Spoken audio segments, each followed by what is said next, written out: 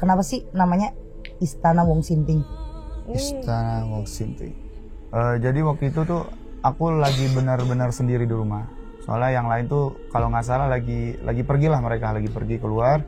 Terus tiba-tiba aku dengar suara. Karena aku memerankan sebagai Mayit ya. mayitnya dan bukan aku. Ada hitungannya 4 hari aku bukan menjadi aku. Semua di sini kayak orang lagi mau perang, tau nggak ada saya. Jaga-jaga semuanya. Karena apa? Takut mereka diambil. Nah, buat sahabat mistis, bagaimana keseruan kita keliling di Istana Wong Sinting? Astagfirullahaladzim, boleh, pegang. Saya nggak dia bahas kamu kok. Apa kowe ya? Awas.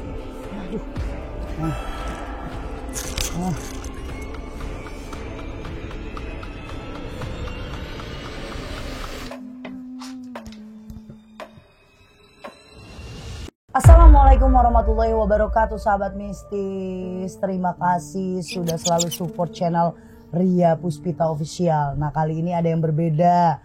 Podcastnya kita main sowan mengunjungi salah satu rumah idola saya juga, tapi kebetulan beliau sudah almarhum. Ada anaknya yang mau mendampingi kita ngobrol-ngobrol, cerita-cerita di Istana Wong Sinting. Betul. Oke, kita kenalan dulu.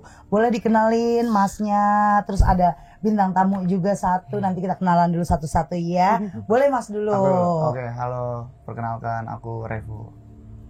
Ya, betul. Aku adalah anak dari almarhum Ki Joko Bodo. Oke, ini Mas Revo. Mas Revo ini salah satu dari anak almarhum Ki Joko Bodo. Nah, kalau kakak yang satu ini boleh. Hai, aku Reina Venska. Panggil aja Reina, lebih gampang. Reina. Reina Venska. Venska. Susah. Oke. Reina aja. Kak Reina ini salah satu juga pemain film horor Mas Revo. Nah, ini kita bawakan jauh-jauh ini. Jauh ya. Saking jauhnya tiba-tiba langsung ketemu ada di sini aja si Reina ini. Tahu aja mau ke tempat-tempat seru ya. Kalau Mas Revo dulu nih sebelum kita bahas Mbak Rena, Kak Rena. Kalau Mas Revo sendiri tahu nggak sih istana ini itu berdirinya dari kapan?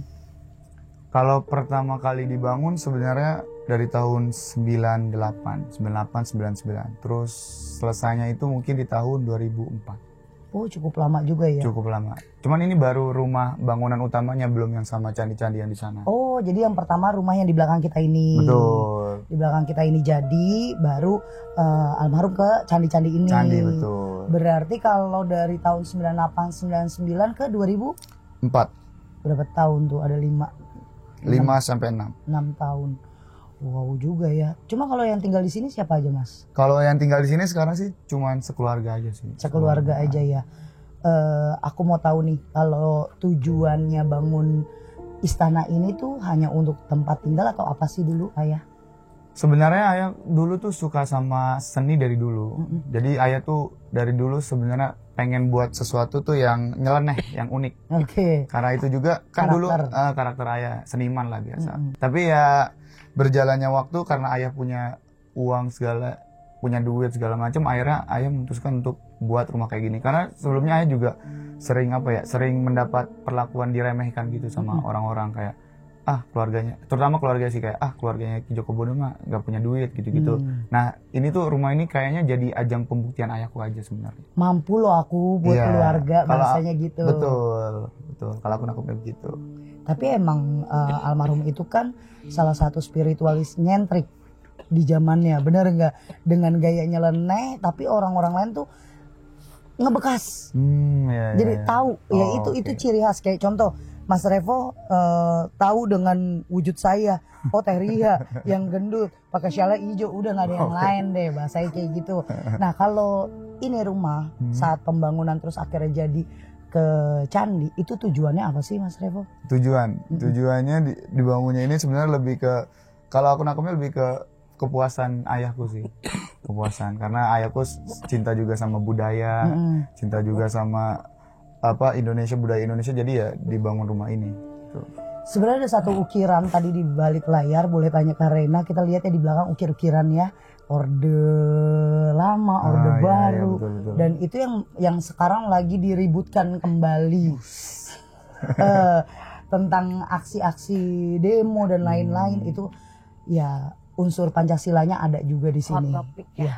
Jadi selain di sini ada budaya, terus ada patriotnya juga, terus nasionalismenya ada. Oh, pokoknya ini lengkap banget. Tapi aku kepo nih satu pertanyaan dari hati aku ya Mas Revo. Saat pembangunan candi ini berapa lama dan dibangun sama cuma ala-ala tukang atau ada arsitek tersendiri sih dulu? Oke. Kalau dibangun, kalau candi itu mungkin baru sekitar tahun 2006 atau 2007. Karena kan ayah tuh ngumpulin duitnya kan nggak langsung banyak gitu. Tapi dapat duit segini dibangun rumah, dapat duit segini dibangun apa segala macam. Kalau ini 2007 dan kalau ditanya arsitekturnya, sebenarnya arsitekturnya ya ayahku sendiri. Karena ayahku tuh apa ya, ada di imajinasinya. Ayahku ngomong ke temennya, habis itu temennya ngampain ke kulinya gitu. Ini kuli biasa? Kuli biasa sih harusnya. Tapi nggak mungkin juga sih. Maksudnya candi ini sebagus ini. Candi ini ya mungkin kalau kalian yang udah lihat di VT terus lihat langsung pernah main ke daerah dekat rumah Ki Joko Bodo, tau lah dari jauh aja tuh candi udah mentereng banget, gagah bener. Kayaknya butuh waktunya juga lama itu. Nah pernah denger nggak Mas Revo dari ayah atau dari ibu cerita saat pembangunan ada hal mistis nggak sih? Saat pembangunan candi ini? Iya. Sebenarnya bukan apa ya, cuman kebetulan waktu itu waktu pembangunan candi ini bertepatan dengan meletusnya Gunung Merapi. Itu aku lupa tahun berapa ya. Jadi pekerja-pekerjaan itu pada pulang kampung. Jadi 2010 mungkin. Iya 2010. Jadi candi ini sempat terbengkalai dan tidak ada yang melanjuti. Nah dulu, Karena kamu basah kuyup, kenapa itu? Panas. Tapi sekuyup-kuyupnya kita kamu deres loh. Kamu kuyup banget. Apa yang dirasain Karena? Apa yang dirasakan? Enggak, sebenarnya aku lagi batuk. Oke, Dia tapi tadi- aman ya. Aman. Aman. Boleh tisu tolong. Boleh. Terus Maaf ya. Iya, Gak apa-apa, lanjut aja biar aku glowing. Waduh. oke. Nah, Mas Revo, kan ini 2010 berarti saat Gunung Merapi meletus, karyawan balik, berarti tertunda dong. Iya sempat tertunda. Ada 1 tahun. Iya mungkin setahunan ya. Habis itu lanjut lagi, cuman candinya tuh sempat mau dirombak lagi sama ayah. Ini kan awalnya tuh ada candi tuh bentukannya itu kayak biasa gitu. Kayak ada mangkok. Aku nggak tahu ya istilahnya apa, kayak ada pokoknya Bulan atapnya kebalik kayak gitu lah ya. bulan kebalik gitu. Awalnya tuh pengen dibuat candi yang sama kayak ini, kayak candi Prambanan lah. Oh, Pengen oke. dibuat Twin Tower gitu. Punten itu kayak Candi Prambanan ya? Iya malah ya. Iya, malah kayak candi Prambanan. Memang itu kepengen ayah. Iya, memang itu kepengen ayah. Candi-candi ala Hindu gitu kan. Oke. Tapi kalau dulu itu tempat favorit ayahmu di mana? Di mana-mana tempat favoritnya. Semuanya. Semuanya tempat favoritnya. Kenapa dibuat seperti itu? Karena semua tempat mau dijadikan space favorit dia. Betul. Bahkan ayah tuh pernah tidur di luar ruangan. Nah, ruangannya ini kalau bisa ntar. Di ruangan, di luar ruangan. Iya, Ini. ayahku pernah tidur di sini. Ini dulu sebenarnya kamar ayahku. Ini? Iya, ini disebutnya dulu lumbung. Oh, Lumbung emang? itu kalau di Lombok kan buat naruh padi gitu. Iya. Ini emang tempatnya kayak rumah panggung gitu ya. Iya, rumah panggung. Cuma aku masih wow loh kalau buat candi itu Mas Revo Hah. nggak duit kecil loh. Kita bangun yang ala-ala ibarat minimalis aja ratusan jetong ya. Apalagi ini makanya bertahun-tahun ya untuk Bertahun-tahun pembangunannya. betul. Tapi kamu bangga gak sih punya rumah dengan pemikiran ayahmu ini? Atau kamu enggak sebenarnya bukan yang kita mau tuh ini hanya ayah yang mau gitu? Enggak, sebenarnya kalau misalnya bilang itu bukan yang kita mau kayak terlalu munafik. Maksudnya aku juga senang gitu, ayah punya rumah kayak gini. Aku juga bisa ikut merasakan manfaatnya gitu loh. Kayak teman-teman main ke rumah, aku bisa cerita bahwa ayahku tuh ayah yang hebat gitu. Tapi sebenarnya itu pembangunan candi ini sempat dihituin sama ibuku. Ibuku dulunya nggak setuju dibangun candi. Ibuku tuh lebih pengen dibangunnya dulu kos-kosan. Loh. Biar lebih worth it aja. Jadi candi kos-kosan boleh loh. Ibu-ibu Betul. belajar kalau butuhnya ini. Betul. Kayak itu lebih realistis Betul. kayaknya ya. Makanya kalau aku pikir-pikir, wah oke juga kalau kosan ya. Aku udah jadi juragan kosan. Tapi kan sekarang kamu juga jadi juragan dong. Apa tuh? Di sini. Iya. Oke. Tetap bersyukur sih. Harus selalu bersyukur karena di Jakarta, Jabodetabek khususnya, kalau di luar kota mungkin udah banyak ada rumah-rumah yang identiknya dengan tradisional. Tapi di Jakarta itu ya rumah kamu aja, peninggalan Ki Joko Bodo yang paling nyentrik banget. Aku mau satu lagi pertanyaan dariku, yang kenapa sih namanya Istana Wong Sinting? Istana Wong Sinting. Pernah, Kenapa namanya sama? Pernah nanya nggak sama ayah? Pernah. Sebenarnya aku bukan nanya, aku tuh cari tahu. Aku tuh sebenarnya jarang ngobrol sama ayah. Oke. Aku tuh lebih tahu dari ayah tuh dari, kalau nggak dari Google ya dari ibuku atau nggak dari adekku. Tapi kan biasanya kalau dari internet biasanya suka ada yang salah informasi. Oke. Cuman yang aku tahu, ini beneran, cuman bukan yang aku tahu. Ini Istana Wong Sinting itu dibangunnya karena dulu tuh ayah sering diledek gitu, kayak orang gila, orang Sinting. Terus sekalian aja ya, gitu ya. Iya kayak sarkas aja, kayak ya udah sekalian aja lah. Respect. Gue beli omongan orang-orang, jadi ya udah sekalian di brandnya ya Istana Wong Sinting. Jadi emang tempat-tempatnya orang Sinting aja. Sekalian Nah, aja udah. soalnya jadi inget apa? Wiro Sableng. Sinto gendeng gitu ya. Gurunya kan? Iya gurunya. Ya kan? Ini beda brand. Cuma enaknya di sini itu satu, aku nggak kayak di Jakarta. Tapi kayak di luar, kayak lagi di Bali. Itu Bali di Bali. Kayak lagi di luar kota aja gitu, nggak puranya. Iya, nggak ada rasa Aku Jakarta. taunya kayak di mana? Kayak di Hogwarts. Itu ada burung hantu. Itu gede banget. Dia kejauhan ke luar negeri ya. Karef udah tuh jadinya Mas Revo. Mau nanya satu pertanyaan nih. Oke. Kamu dengan saudaramu dan mama kan tinggal di sini. Betul. Kan pembangunan udah dibahas gimana sama Mas yang tinggal di sini. Apa ada pengalaman mistis yang dialami satu keluarga atau kayak pengalaman dari kamu atau adikmu yang namanya rumah, terus gini ya. Kita aku dengan ayah mungkin bergelutnya kita di spiritualis. Penuh dengan emosional yang orang lain nggak tahu. Emosional kita kadang-kadang semedi itu jadi peluapan emosional. Ngerti nggak? Bersendiri itu menyendiri di satu tempat, kita menghayati kehidupan kita kayak gimana, itu satu buah pembuktian emosional kita keluar. Tapi orang-orang taunya semedi. Orang-orang taunya kita lagi ya praktek bahasanya gitu ya, alih-alih spiritualis. Kalau dari keluarga kalian ada nggak sih pengalaman mistis? Kalau dari keluarga sebenarnya karena kita dari dulu udah tinggal di sini ya mungkin jarang. Cuman aku pernah satu kali sih. Itu pun cuman kayak dengar doang. Jadi waktu itu tuh aku lagi benar-benar sendiri di rumah. Soalnya yang lain tuh kalau nggak salah lagi pergi keluar. Terus tiba-tiba aku dengar suara perempuan nangis. Suara perempuan nangis itu dari bawah lantai 1. Sedangkan kamarku tuh ada di lantai 2. Aku dengar dari lantai 1. Terus aku lumayan penasaran. Aku samperin, suaranya itu makin pelan. Justru makin pelan. Makin pelan aku samperin. Makin menjauh. Iya, makin menjauh. Tapi karena mungkin rasa takutku lebih besar daripada rasa penasaranku, akhirnya aku memutuskan untuk lari ke kamar, membuka TV, menonton TV. Jadi nggak terselesaikan. Aku juga penasaran sampai sekarang itu apa, gitu. Tapi ini harus digarisbawahi, rasa takut lebih besar. Betul. Kalau kita orang rasa penasaran lebih besar, ini rasa takut lebih besar. Nah itu kejadiannya masih ada almarhum atau enggak? Masih ada, itu udah lama banget sih. Mungkin sekitar 10 tahun lalu. Tapi ada petua nggak dari ayah kayak kamu gak usah takut kalau di sini atau ada, kan biasanya ada omongan kayak contoh saya kalau lagi di tempat praktek saya atau di studio, saya selalu ngomong sama semua kru saya, kalau di belakang kamu ngeliat ini nggak usah takut, sebut ini aja, ngomong kayak gini, atau enggak ya sapa, ada omongan. Nah pernah nggak ayah ngomong gitu? Ayah sih lebih kayak ya udah kalau misalnya ada makhluk begitu biarin aja gitu, karena kan kita emang tinggal bareng mereka gitu. Lebih kayak ya udah nggak usah takut, ngajarnya nggak usah takut. Makanya sampai sekarang aku nggak takut mah ada, manusiawi kan.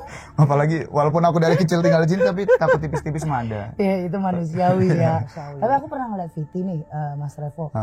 Itu lokasinya di mana ya? Aku mau tahu. Waktu masih ada almarhum ayah, pernah ngasih lihat ada apa namanya replika pocong itu di bagian mana? Replika pocong. Iya, itu di gua terus ada replika pocongnya. Nah, ayah pernah bilang di situ di saat di video itu ini yang hobi di sini tuh ini pocong-pocong ini, makanya ada replika ini biar kayak ibaratnya ngasih tanda kalau di satu ruangan ini tuh penuh dengan pocong-pocong. Nah, itu di mana sih? Itu ada di gua bawah tanah. Itu di ruang bawah tanah di lantai 1 di bawahnya. Itu ada di dalam rumah sebenarnya. Di situ. Di situ emang aku juga jarang ke situ karena selain takut dan malas sih. Rasanya gimana kalau lagi kesini? Kayak apa ya? Kayak panas gitu, pengap gitu. Nggak betah lah pokoknya awalnya gitu. Kayak sauna. Nggak separah sauna sih. enggak Tapi emang panas itu. aja. Oh, okay. Pengap sih, pengap. Ada apa aja di dalam goa itu, Mas? Sebenarnya cuman ruangan kayak gua buatan kosong, tapi ada AC-nya dan ada apa? Air mancur lagi, ada kayak kolam gitu. Oh, itu. Ada kolam. Tapi ada Biasa. AC-nya biar pocongnya nggak kepanasan. Kayaknya biar nyaman aja. Biar nyaman gitu. Makin lama. Makin gitu. Nah, kalau pengalaman dari adikmu Mas Revo, ada pengalaman apa di rumah ini?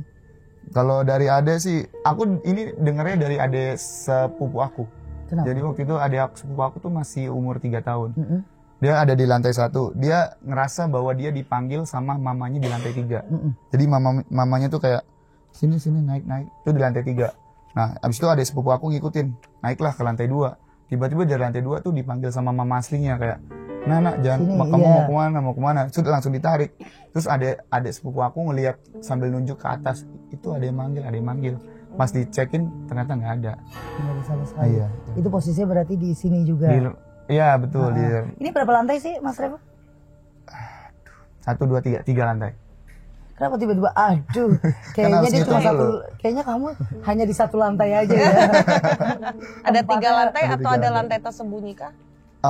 Bawah tanah doang. Bawah tanah sama 3 lantai. Berarti kalau bawah tanah dihitung mungkin 4 lantai. Tapi emang Mas Revo kalau udah orang datang ke sini itu mereka make sure ke badannya jadi flashback. Keinget dulu masih ada apa almarhum Ki Joko Bodo, kan tahu sendiri kalau masih ada ayah banyak kan yang datang ke sini. Ya teman-teman, terus banyak ibaratnya aktivitas di sini pasti wow. Ya ada yang ngobrol, ada banyak aktivitas. Itu setelah ayah nggak ada langsung sepi gitu aja atau berangsur? Berangsur sih. Soalnya kan sebelumnya kan ayah emang suka buat kegiatan-kegiatan di pertemuan. rumah. Pertemuan kayak waktu itu punya boy band, pertemuannya di sini, latihan di sini. Waktu itu ayahku punya sanggar juga. Boy band. Boy band, ada namanya boy band 3 mantra. Itu 3 makhluk kembar. Penampakannya mirip ayahku semua, gondrong, berkumis dan seram. Ciri-ciri seperti itu. Oke. Tapi dia boy band. Boy band bertiga. Lagunya gimana? Lagunya lagu-lagu boy band mana gitu lah. Pokoknya ada namanya 3 mantra. Judulnya tuh dulu Kadu Kuniku nama lagunya. Kadu Kuniku itu judul lagunya. Parah banget nggak tahu. Iya kan? Parah banget itu sampai 3 orang itu harus didandanin sama. Bukan emang penampakannya emang gitu. Jadi dulu tuh suka ada orang yang ketukar, mana ayahku, mana itu orang ya. Oh yang satu stand in gitu. boleh. Kalau capek ada yang ganti. Iya, kalau capek diganti. Jadi di sini mah kalau ayah sering buat kegiatan kesenian sih. Aku tanya Mas Revo, kenapa banyak orang yang pengen kesini setelah almarhum ayah udah nggak ada gitu ya kan? Katanya desas-desusnya warga di sini melihat beberapa penampakan itu, boleh nggak sih dijelasin kenapa warga bisa ngelihat, terus apa Mas Revo dengan keluarga tahu gitu? Atau bener nggak sih yang mereka lihat? Karena kan yang sering mereka lihat bukan di sini, tapi di deket pintu depan tuh kan? Pintu depan candi tuh yang di situ. Nah itu gimana pendapat Mas Revo? Kalau menurut aku sih karena aku dan keluarga aku nggak pernah ditunjukin hal-hal yang begituan, jadi aku merasa bahwa kadang-kadang tetangga ini aneh aja gitu. Kenapa bisa ngelihat hal yang kita nggak bisa ngelihat? Cuman mungkin jadi make sense dari perkataan Teteh tadi bahwa biasanya keluarga juga emang nggak pernah ditampakin kan. Cuman aku emang pernah dapat laporan juga bahwa suka ada bukan orang sih, kayak sesuatu yang naik ke arah Atas. candi, naik ke arah candi gitu. Itu tanteku juga sempat ngelihat gitu. Maksudnya naik merangkak atau Jalan. di dalam? Jalan. Emang kelihatan? Kayak orang aja. Iya kayak orang. Oh. Karena banyak warga yang lihat tuh kayak masih ada aktivitas, terus Oh, ada iya. yang manggil tapi wujudnya tuh kayak pakai zaman dulu, tahu nggak, kayak kemben, baju-baju Oh. Jawa Iya, gitu iya. loh. Terus ada beberapa pocica. Aduh. Tapi kenapa aku bilang mengiyakan orang lihat? Sekarang ini tempat kita bilang terbengkalai, tidak ada yang Oke. ngurusin. Di depannya ada kuburan. Nice. Nice info. Nice. Jadi nice. Tersambung Kolaborasi yang pas ya kan. Tapi memang harus sahabat mistis tahu, terkadang ahli spiritual atau spiritualis itu memang menjaga keluarganya untuk merasa nyaman di dalam rumah. Contoh kayak saya buka praktek di rumah, terus ada studio juga.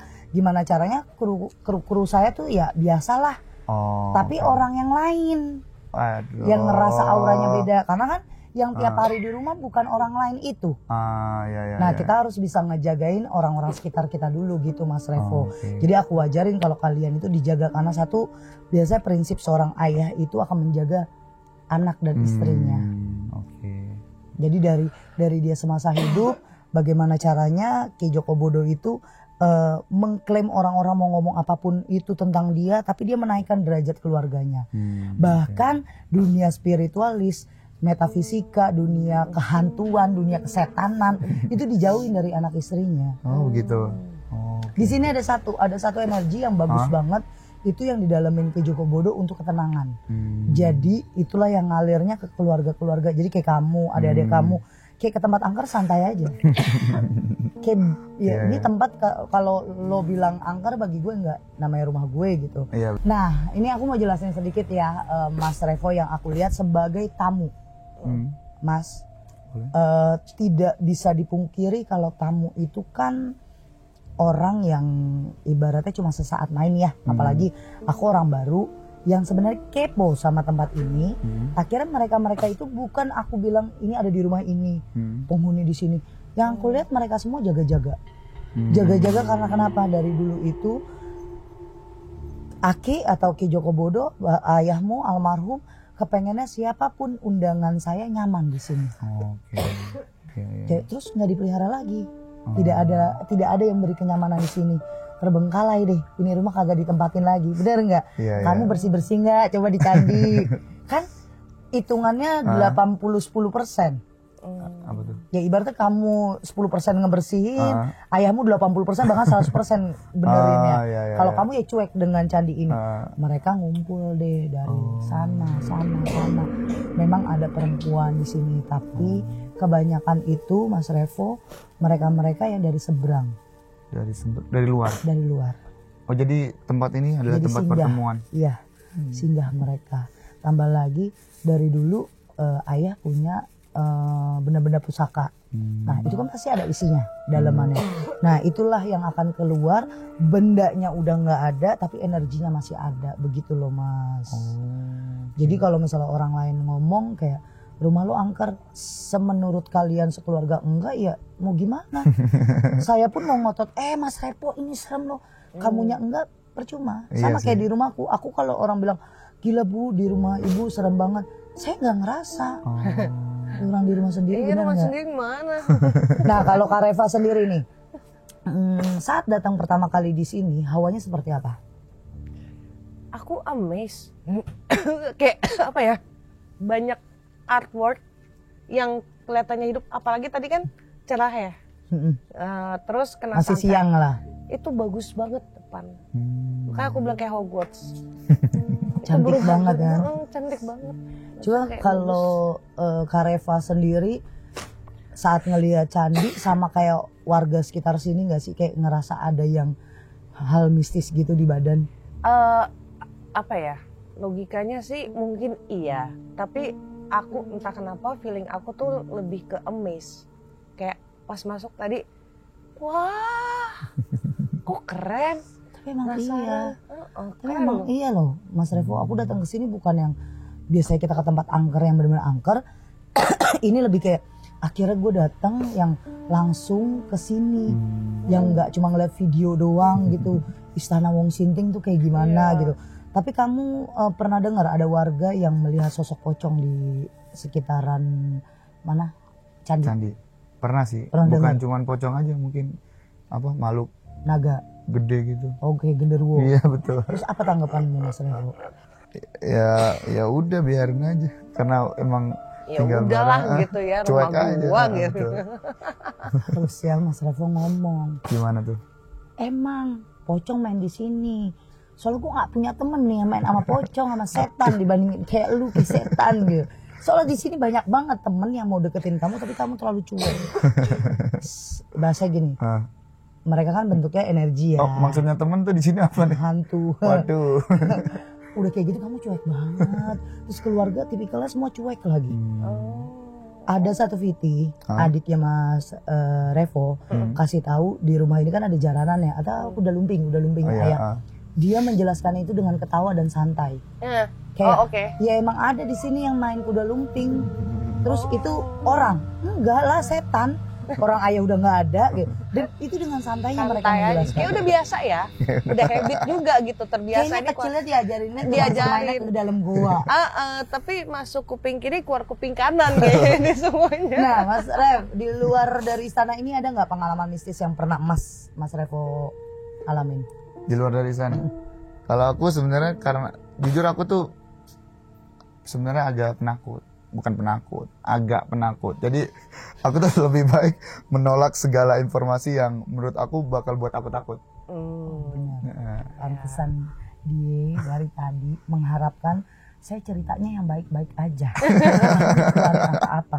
Tidak apa-apa Mas Revo, saya akan tahan. Tapi kalau saya tidak kuat, saya akan mengeluarkannya lagi. Karena gini, rumah yang tidak dihuni 10 hari sampai akhirnya ke 40 hari itu sudah ada yang menunggu. Apalagi candi ini sekian tahun tidak ada yang masukin untuk aktivitas, ya paling di luar doang kan. Di dalam candinya tidak ada lagi aktivitas. Dan yang pernah dilakukan ayah itu kan wewangian, contoh buhur, ada wewangian. Kamu tahu wangi-wangian nggak? Buhur Harusnya tahu apa tuh? kayak menyan. Nah sejenis dupa. Nah, ayah itu almarhum suka banget satu ruangan itu. Biar apa ya wangi aja. Tapi karena kita spiritualis itu kan mengundang, menarik energi. Saya tanya, kamu gak kepengen jadi spiritualis? Tadi Nggak udah kepengen bilang atau takut? dia takut dan itu bukan passionnya. Takut Dia dan udah bukan nggak passion mau. ya. Betul. Oke, Karena pernah punya pengalaman mistis kah di dalam gini dulu deh. Karena pernah syuting film horor apa aja? Wah, dari agak dua era ya sebenarnya. Pertama dari zaman dulu horor esek-esek. Itu yang ya kurang dalam lah. Cuma ada beberapa di mana yang paling aku ingat sih pengalamannya tuh yang baru-baru ini, yang Rawi Jiwo itu pasti, sama film Malaysia. Oh, ada film luar negeri. Iya, judulnya Kulit Wayang, The Skin. Oke. Dan apa ya, dua hal yang berbeda sih. Karena kalau di Malaysia aku lebih menjadi apa ya, mahasiswa lah yang datang ke sana untuk riset. Jadi lebih ke apa ya, nggak terlalu berasa. Cuma ada satu masa di mana aku di lokasi yang sangat angker, jadi ke pending sejam harus izin dulu. Di daerah mana itu? Di Terengganu. Itu syuting horor juga? Horor. Ke pending 1 jam. Coba gimana ceritanya ke pending 1 jam? Jadi ada perizinan ke warga alusnya di sana. Itu di daerah Rawa gitu nih. Aku di situ emang bener-bener kayak settingan apa ya, kayak di situ pokoknya angker lah kejadiannya. Akunya nggak berasa. Tapi beberapa orang tuh berasa. Cuma yang aku pikirkan adalah, oh ya udah aku masuk situ, aku izin. Aku tahu nih banyak banget yang ngeliat, banyak yang nonton. Bukan si kru-krunya, karena nggak boleh ada yang nonton kan penduduk. Cuma memang nggak ada penduduk di situ. Tapi banyak yang nontonin aja, sampai ada beberapa yang foto terus kayak ketangkap kamera gitu. Aku cuma bilang, Aku nggak bisa ngelihat, tapi aku ngelihat kayak oh ini manusia buaya. Oh berarti yang penontonnya itu penduduk astral ya, makhluk Iya, halus. dan ternyata memang kampungnya mereka. Makanya kenapa ke pending sejam, karena dapat izin dari penduduk situ itu agak lama, karena itu sebenarnya tempat pemerintahan. Zaman Emang dulunya. apa ya? Apa sih namanya, Seven Wonders of the World salah satunya. Jadi Black Pond atau apa namanya, lupa, daerah situ. Ya dia doang deh yang ngerti bahasa Inggris. Iya. Agak ya kan. Oke. Daerah sana. Tapi apa ya, beberapa kali yang aku rasakan kalau di Malaysia itu selalu pas aku pulang. Jadi ada satu momen di mana aku syuting di daerah perumahan sampai jam 3 pagi. Dan aku ngobrol sama makeup artist di sana. Udah ngobrol nih sampai jam 3 pagi lah. Dia udah ngantuk, aku kayak ya udah deh pulang duluan ya, bye bye gitu. Oke. And then the next day tiba-tiba ada cerita, dan ternyata sang makeup artist itu kerasukan. Oh di situ di lokasi. Jadi sesuatu yang itu tuh nggak aku lihat gitu. Jadi aku nggak ada saksinya, kayak aku ya kenapa sih nggak ngelihat, padahal pengen ngelihat. Kalau di Malaysia nggak ada? Nggak ada, aman di Malaysia berarti? Aman, cuma kayak mendengar desas-desusnya aja. Tapi kalau yang di Rabi Jiwo, karena aku memerankan sebagai mayit ya, mayitnya dan bukan aku, ada hitungannya 4 hari aku bukan menjadi aku. Entah kerasukan, paham entah aku. sakit lambung, entah tiba-tiba. Ya alhamdulillah aku disuruh nyinden, aku bisa nyinden. Padahal bukan aku, kayaknya sih. Tapi jelas lumayan berat karena beberapa kali harus ngangkat aku, dan aku berat banget di situ. Sedangkan pas aku nggak pakai baju kostumnya itu kayak 5 kilo kurang dari aku. Jadi lebih berat pas aku menjadi karakter itu. Dan ada beberapa kali pas lagi off syuting, tiba-tiba karakter itu muncul out of nowhere, padahal lagi off gitu. Jadi tiba-tiba aja muncul. Tiba-tiba padahal lagi off, nggak ada syuting, itu karakter muncul. Ada yang siapa gitu yang lihat gitu, padahal aku lagi di mana nggak tahu, itu tiba-tiba nongol gitu. Jadi emang ya kalau film horor sih pasti banyak banget sih yang kejadian kayak gitu, apalagi nempel gitu. Itu pasti kalau memang lokasinya seram. Nih aja nih ada yang notice nih, aku mau ngomong sama Mas Revo. Pernah gak sih Mas di dalam tidurmu itu kamu kayak lagi dijagain orang? Pokoknya kamu kayak ngerasa ada yang ngeliatin, ada yang nungguin, pernah gak? Pernah sih. Ini lagi ngomong nih aku. Ini aku ngasih notice, kasih ke kamu. Pernah? Perempuan? Iya. Oke. Kenapa? Sungguh enak sih sebenarnya jadi Mas Revo ya, dikelilingin banyak setan tapi dia pura-pura nggak ngerti, pura-pura nggak ngerasain. Sumpah ya, ini kalau misalnya Mas Revo bilang nggak ada kok, Teria nggak ada apa-apa, ini bullshit banget. Kamu itu jago banget buat yang namanya nenangin diri kamu di situasi menakutkan itu. Kamu deg-degan nih, kamu cemas, kamu gelisah, kamu naruh motor aja kayak ada yang liatin, naruh mobil kayak ada yang merhatiin. Sebenarnya ada satu sosok perempuan. Jadi gini, saat kelahiran kamu itu aku nggak tahu ya, ini ayah pernah cerita ke ibumu atau ke kalian semua pernah nggak cerita, setiap kelahiran anak itu dia mencoba untuk siapapun itu, makhluk yang dia jaga atau alam yang dia lagi hadepin ini ngejagain semuanya. Contoh kayak satu ini yang tiba-tiba ngenotis di telinga saya sama di pikiran saya diarahkan ke satu kamar di sana, kayak hai gue ada di sini loh. Dulu itu saya punya tuan besar di sini, terus tuan besar saya ngajak ke sini, berarti dia dibawa dengan alam lain. Jadi ada penghuni besar di sini ngajak dia datang ke sini, tapi ayahmu mengendalikan semua energi di sini itu saat kamu mau lahiran. Jadi gimana caranya? Lu kalau mau ada di sini bareng dengan yang lain, jagain anak gue. Dan itu ngejagain kamu terus. Tapi jeleknya ke emosional kamu. Dia. Ya. Kamu kalau dideketin perempuan emosionalnya jelek. Jadi kamu kadang-kadang ya kita ngomong. Kok bener ya? Waduh, Aduh, bacain loh. kecolongan nih. Udah dong.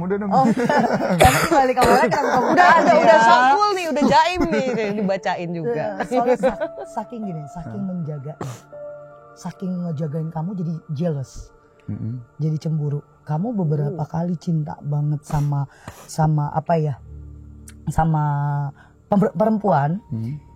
Dia yang ngebuat kamu juga jadi ilfeel. Padahal itu perempuan gak ngapa-ngapain, kamu jadi ilfeel. Ntar perempuan itu nanya, kenapa kok marah-marah kok gini? Kamu bingung, iya ya, kenapa ya gue ya? Kenapa ya? Dan itu pernah kejadian itu. Dan sampai sekarang kamu masih bertanya apakah ini sifatku, kalau lagi gak mood, apa ini sifat. Ada sifat karakteristik kamu yang benar memang seperti itu, tapi ada satu yang dia ngejagain kamu segitu gilanya. Gila itu ya posesif. Jadi sayang banget. Jadi ngejagain. Bahkan kamu mau kecelakaan beberapa kali dia yang jagain. Wah. Berapa kali kamu otak kamu nggak tahu kemana kamu ngendarin. Gak peka ya. Mobil, motor gitu ya. Kamu tuh sering banget loh ngeblank. Terus kalau banyak pikiran cuma ngoceh aja tapi nyetir tuh nggak bener. Bawa motor nggak bener bahasanya gitu. Berapa kali? Lumayan sering sih. Ya. Mas, kita mau menolak alam semesta itu nggak bisa. Walaupun kamu sangat menghargai diri kamu sendiri karena yang penakut ini tidak mau tahu tentang keberadaan mereka karena itu punya ayahku bukan andilku. Dan sampai sekarang kamu menjaga nama baik ayahmu buat rumahku nggak ada apa-apa dan baik-baik saja. Tapi untuk hari ini aku bilang baik-baik banget. Karena apa? Semua di sini kayak orang lagi mau perang, tau nggak ada saya. Jaga-jaga semuanya. Karena apa? Takut mereka diambil. Mereka takut diambil sama aku, takut diambil sama beberapa timku, kan ada Kang Nanda, karena sudah tidak ada tuannya, udah nggak ada almarhum. Udah betah di sini berarti. Udah betah di sini karena Mas Revo bukan tipikal yang musik, dia bodo amat. Lebih ke bodo amat ya. Kalau mau mandi bersih, mandi wajib, tolong wudunya jangan lupa. Karena kenapa? Beberapa kali kamu kalau keluar nggak wudu, yang saya lihat ya, itu emosi kamu nggak terkendali. Nanti kita cerita di balik layar. Karena emosional kamu itu yang paling buruk. Adikmu satu doang yang buruk. Yang lain aja kalau kamu ngomong kayaknya males. Buat debat sama kamu itu males. Kenapa kamu tuh kalau udah debat sing jagonya. Tapi diem. Kamu pendiam, kamu gak banyak ngomong, tapi sekalinya ngomong kamu tuh ajaib. Jangan ajaib banget ya. Nanti di balik layar kita ngobrol ya, oke. Nah, ini ada notis sedikit, memang gini, hujan. Dari tadi kita nggak ada angin, tapi sahabat mistis boleh lihat ini gue kuyup kayaknya nih ya. Ini saya kuyup ini. Ini hujan, ini benar-benar hujan. Kita dapet apa ya, kalau saya bilang ini bukan yang saya disuruh berhenti, tapi ucapan selamat datang. Ya loh, padahal tadi panas banget. Panas banget dan nggak ada angin. Karena nggak ada awan juga. Nanti aku cuma mau kasih clue ke Mas Revo, saat kita penelusuran di Candi ada beberapa pengusik di sini.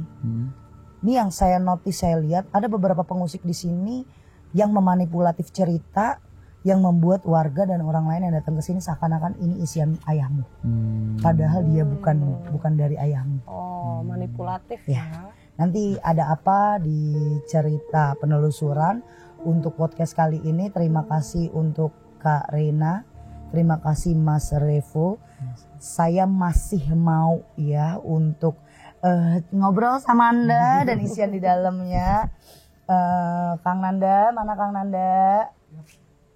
Kang Nanda, jangan saya doang yang hujan-hujanan ya, harus ada Markodil. Oke, nanti kita penelusuran ya Kang Nanda ya. Ini udah dari yang notice, saya nggak boleh nyentuh-nyentuh Mas Revo.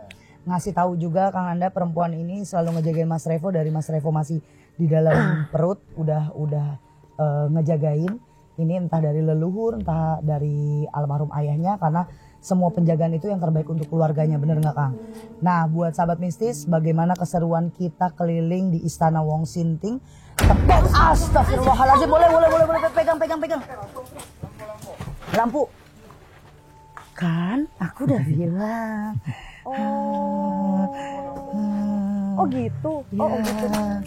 karena saya nahan. Assalamualaikum. Aku penasaran loh. Aku Assalamualaikum. penasaran, boleh gak sih lihat? Kamu di mana, penghuni di mana? Hah? Kenapa? Kamu ada yang bahas kami. Saya nggak ada yang bahas kamu kok. Tapi bolehkah saya buka siapa kamu di sini? Coba tunjuk kamu ada di mana. Di atas. Nggak boleh lari, boleh? Tunjuk aja deh, tunjuk dulu, tunjuk. Kalau dilepas nanti teman saya kenapa-napa. Di mana tempatnya, boleh ditunjukin nggak? Di atas. Kamu asli dari sini atau kamu panggilan? Oh, kamu dulu di sini juga. Kamu kenal dengan anak ini? Sudah aja, ganggunya udah ya. Nanti kita lanjut lagi di atas, baru kita ketemu ya. Oke? Keluar baik-baik bisa? Allahumma sholli ala sayyidina Muhammad. Allah.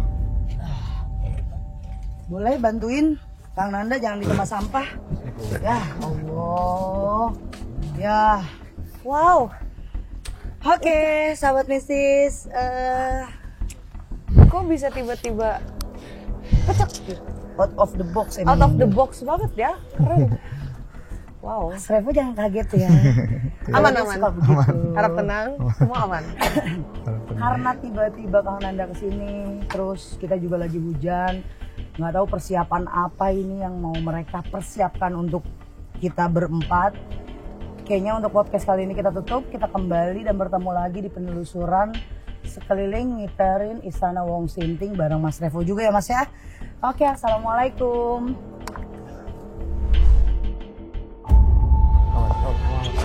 Beb. Kenapa? Enggak, kamu kenapa? Kenapa? Hei. Kenapa? Mau ngomong apa enggak? Ya ngapain kesini? Eh, Nggak ngapa-ngapain, kita mau silaturahmi boleh kan? ya. Boleh ya? Hei, jangan nyusahin badan ini, jangan nyusahin badan ini. Yaudah yuk, keluar ya. Nanti kita komunikasi. Keluar ya. Keluar ya.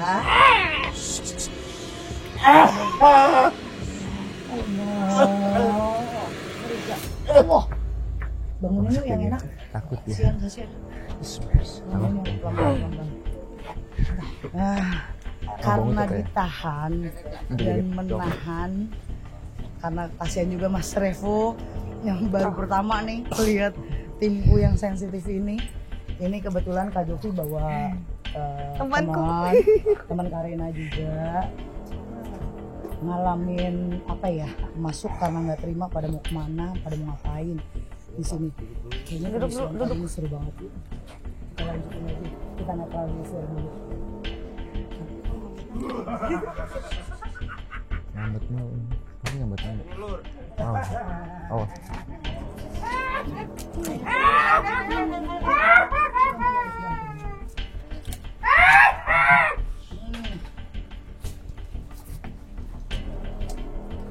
Apa kowe ya? Awas.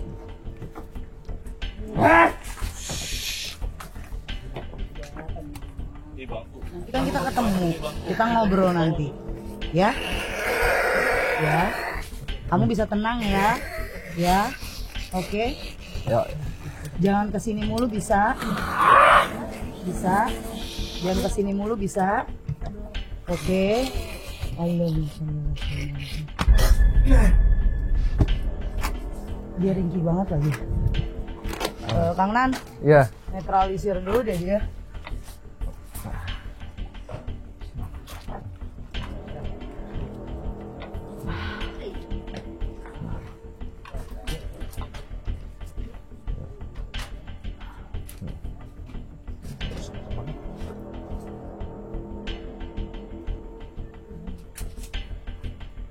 Bun, belakang lu tuh. Mana dupanya satu sih? Dupanya mana?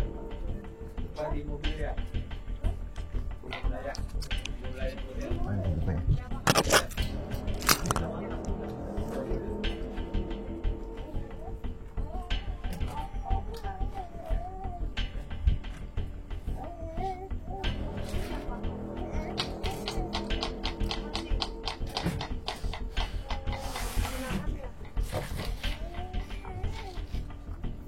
Kenapa? Kenapa? Sakit?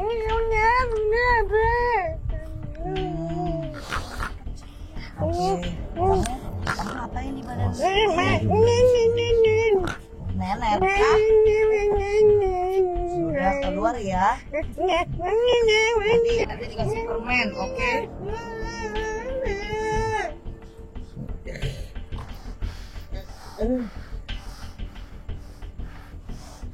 Ya.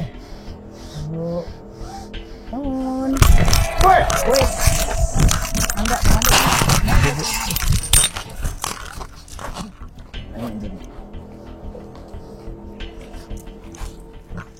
Napasnya kan Senin Kemis ini jadinya.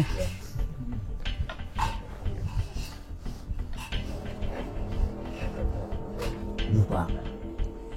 Kang Nanda biasa mau interaksi. Lupa.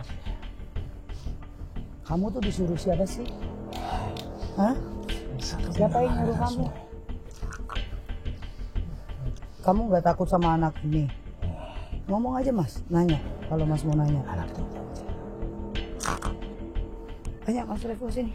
Biar nggak penasaran, nggak apa-apa. Cowok atau cewek? Cowok. Tanya, kamu siapa gitu? Ngapain di rumah saya? Tanya. Siapa namanya? Bapak mau tahu. Saya nggak tahu. Bapak siapa namanya? Bapak mau tahu. Kamu udah lama di sini. Sudah lama. Tujuannya apa? Jika kalian ada tidak percaya dengan kamu. Kenapa? Jika kalian. Terima kasih. Tapi kalian tidak percaya dengan kamu. Tapi kalian tidak percaya adanya mereka. Maaf, saya nggak tahu gitu. Mana tuh Pak? Ada korek?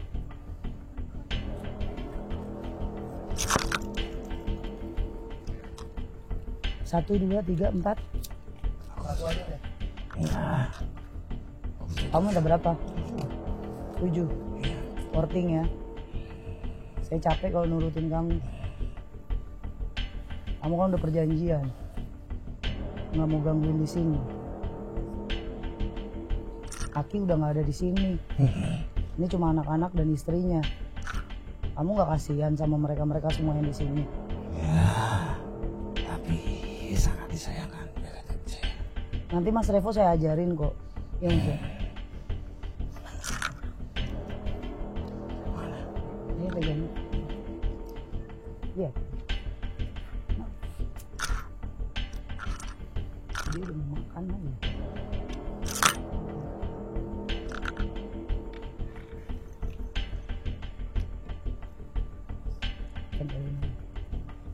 Oke. Sorry, jangan dipegang depannya panas. Kita mau lihat sahabat mistis. Oh, aku duduk. Bisa.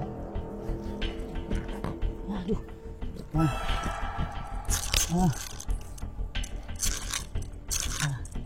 Lalu aku tadi ceritakan sama Mas Revo. Ayah suka keliling bawa wangi-wangian kayak gini.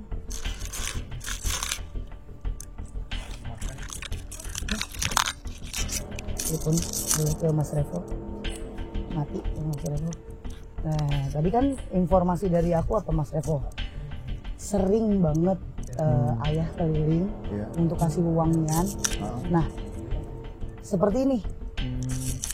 Dia, ya kamu sering dikasih wangian ya? Ya. Udah ya. Cepet yuk makannya yuk.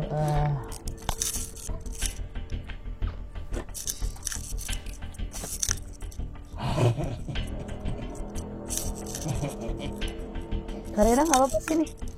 Nggak apa-apa kok.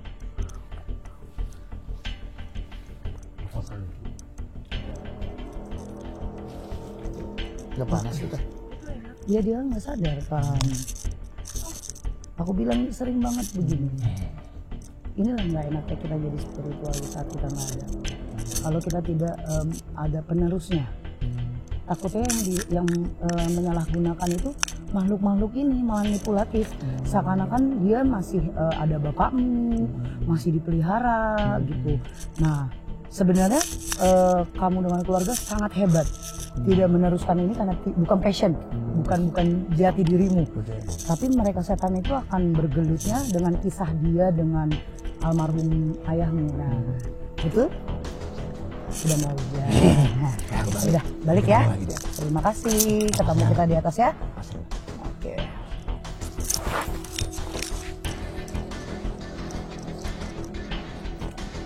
Allah. Astagfirullahaladzim.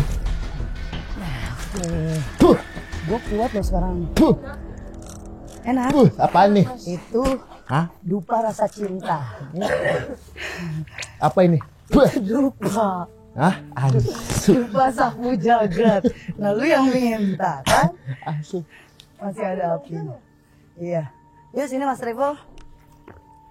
Udah. Dari tadi saya udah mau kembali ke penelusurannya. Saya nggak jadi closing kalau kayak gini. Ini suatu pembuktian karena Udah. ada Mas Revo. Nah ini salah satu pembuktian ke Mas Revo karena selama ini kan Mas Revo sebagai anak almarhum tidak mau tahu dengan keberadaan apapun yang ada di sini, itu masa lalu ayahnya, masa lalu cerita. Bener nggak Mas Revo mau kembali kehidupan yang baru? Tapi mereka itu saat Mas Revo tadi di ruangan podcast bilang, ya saya takut tapi saya tidak mau pedulin itu karena saya takut. Jadi mereka pamer. Mereka sombong Mas Revo. Ini lo ada gue.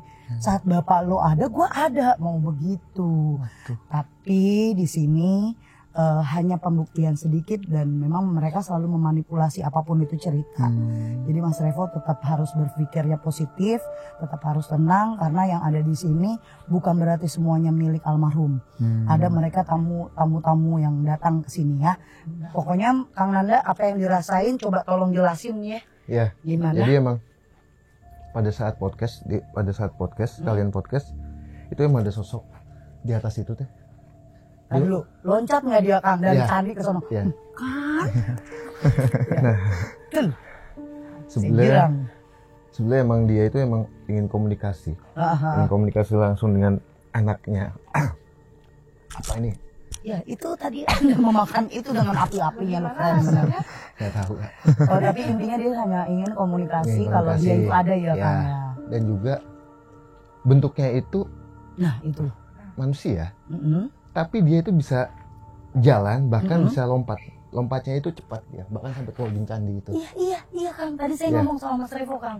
Saya bilang sekarang logikanya Mas Revo ini saya sampai bilang sama Mas Revo demi Allah orang mana yang bisa dari candi 1 ke sana dia loncat. Ya. Tapi kan kalau Mas nggak bisa ngelihat, cuma masa iya saya lagi halusinasi. Betul. Saya bilang itu nyata loh yang saya lihat. Gitu kan Kang? Jadi emang ini makhluk juga sempat ngomong, kalian kalau tidak ada izin dengan bangsa kami, itu akan dikasih bahasanya hujan, penyambut. Sambut. Yang dimana adalah hujan itu akan menyetop kita untuk melakukan perjalanan ke aktivitas di sini. Nah, pada saat dia udah mencoba untuk komunikasi, bahkan dia ingin mencoba masuk ke tubuh Teteh. Tubuh Teteh pada saat podcast, tapi Saya kita tahan dulu sama Teteh. Pada saat saya ke meja, ya nggak tahu ya dia masuk ke saya. Dan emang makhluk ini masih tetap menunggu kita untuk ke atas sana. Dan di sini pun juga masih banyak sekali yang jenis makhluk yang kosa katanya bukan kayak kuntilanak enggak, tapi makhluk ini adalah makhluk yang dulunya, mohon maaf Mas, yang dulunya itu emang dipegang sama bapak. Gitu. Nah, dipegang sama bapak, sebenarnya makhluk ini ingin ke anaknya lah, ke anak-anaknya. Tapi anaknya ini bisa dibilang masa bodoh lah ya dengan hal-hal kayak gitu. Jadi emang nanti akan kita bahas lagi lebih dalam Teh sama kakak semuanya untuk kita jalan-jalan. Karena memang dari tadi saya nahan Kang bukan tidak mau memasuki itu untuk jadi cerita, tapi saya tahu Mas Revo masih shock karena kita datang ya kan masih kita harus perkenalan dulu, adaptasi dulu sama badannya Mas Revo. Saya mau menjelaskan baik-baik kalau yang di sini itu bukan berarti semuanya kita merusak nama baik dari almarhum, tapi di sini cerita dari setan itu kadang-kadang tuh suka manipulatif. Jadi kalau yang memang mereka cerita, anggaplah dia satu buah cerita, tapi kita ngambil garis merahnya apapun yang sudah dialami sama Mas Revo sekeluarga itu nggak pernah dialami sama kita orang yang pernah jadi spiritualis. Jadi kan kamu santai-santai aja, tidak tahu tentang metafisika seperti apa, tentang hal goib apa. Biarlah itu jadi makanan kalian dengan keluarga. Dan kita doakan semoga almarhum Ki Joko Bodo ditempatkan di surganya Allah, di sekeliling orang soleh dan soleha. Ini menjadi salah satu bukti